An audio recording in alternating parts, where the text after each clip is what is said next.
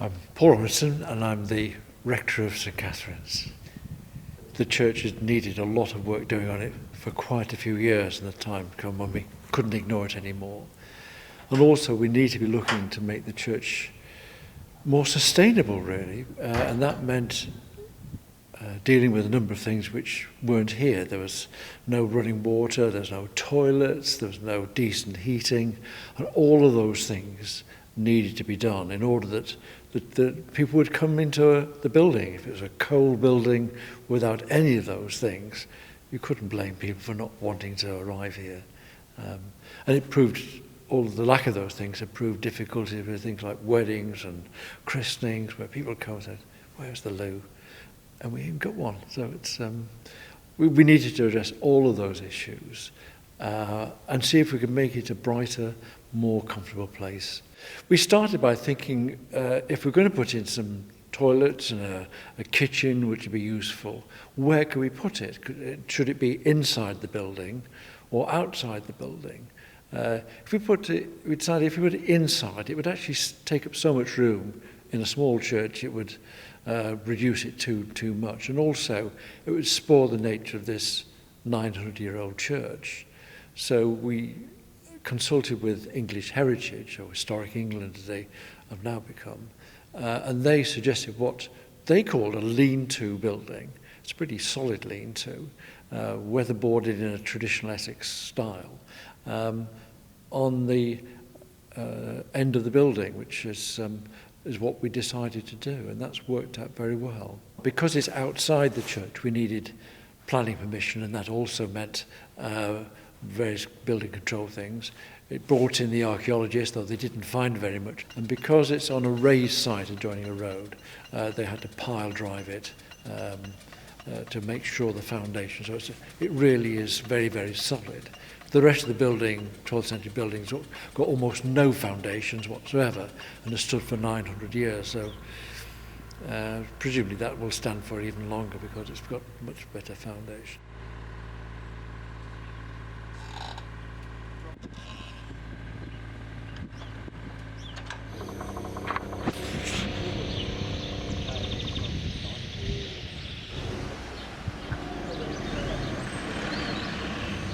And we were also very fortunate because once we started building that, in the parish, there's the local firm who make these breeze blocks, and they kindly donated a whole lot of the breeze blocks we needed, which was Durox did that, and it was it's good to think, well, as in past, people have just used local resources, just local stone and local flint to build the church. Well, we've done the same again. It's copying history, but in a 21st century way.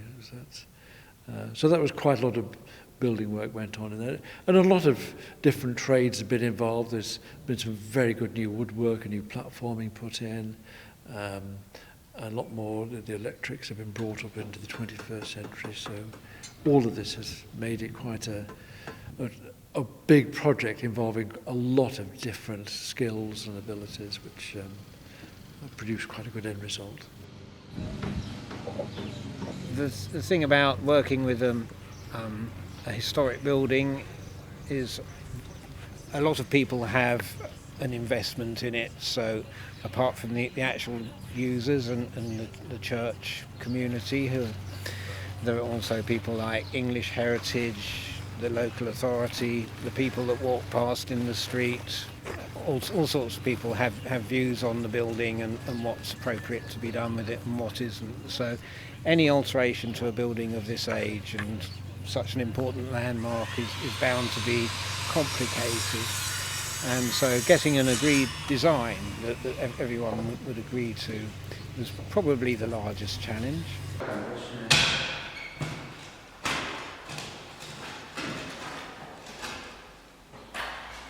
In order to put heating in, we needed to put heaters on the walls.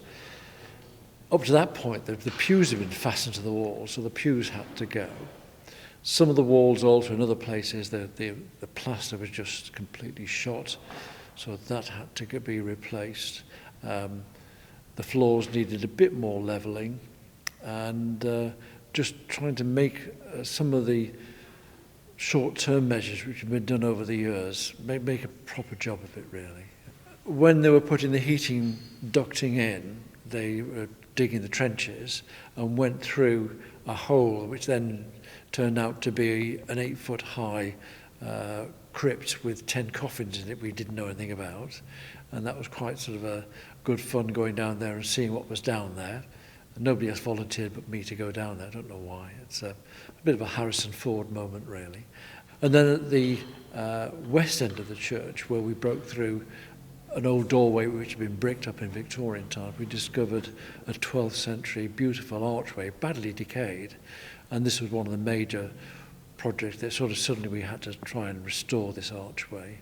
And that's rather beautiful now. It's a really a plus thing that we've got out of the project, which we didn't have any idea about at the time. The funding, fortunately, was from a couple of major sources. Veolia, the people who empty our bins, instead of paying some of their tax to the government, are allowed to give it to good causes. And we applied to them, and they got a lot of help. There's also a government scheme introduced just over a year ago to renovate roofs of ancient churches. And so we got quite a lot of money out of that. So those are the two main sources, plus odd little bits that we were able to draw upon later on for particular parts of the project. During the course of 2015, we'd had a number of weddings booked in, and we offered the families, if they wanted, they could go arrange it for another church, and we would take the whole service there. Almost all of them wanted to be in this church, so we had quite a few busy scrubbing up the buildings and getting rid of all the builders' work and piling it out of sight. And they had some marvellous occasions at the weddings. They really were very grateful that they could, in this building, which was already looking better because taking the pews out has made it seem a bigger and a brighter building. And they were very pleased about it. So weddings continued and quite a lot of christenings continued, but we didn't get back into using it for our own church weekly purposes till the beginning of December. But it meant we could have our Christmas services here, and that was tremendous to have everybody back in for Christmas. It was really lovely.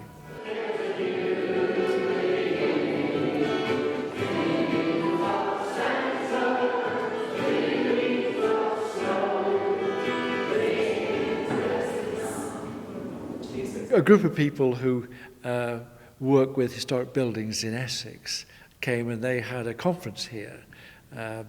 So that's made it very good. We already had some people who do music performances come in and try the building out for acoustics and decided this will work very well for performances. We're looking at that, and we've been talking a little while back with the people at the Royal Opera House and the way this can be part of their community outreach and perhaps have performances, not full operas, but the other kind of things which they are seeking to promote in the cultural life of Thurrock.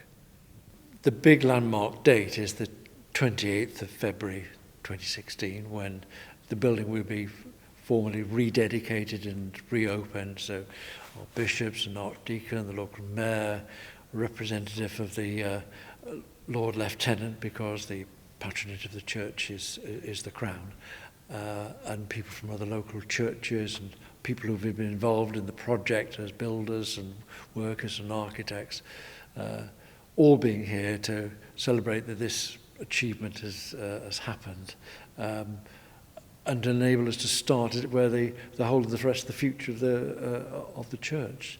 So it should be a good sort of jamboree celebration of what's been done, but then looking forward to the future. It's taken considerably longer, but you expect it with a building like this. It's not like designing a brand new block of flats or a factory or a house. You don't know what you're going to find until you start the work. And so although it was scheduled originally to finish in July 2015, it really is just about finished now with January 2016. But it's been worthwhile because the building work's been good. It's just taken a lot of time, and that's been slightly frustrating.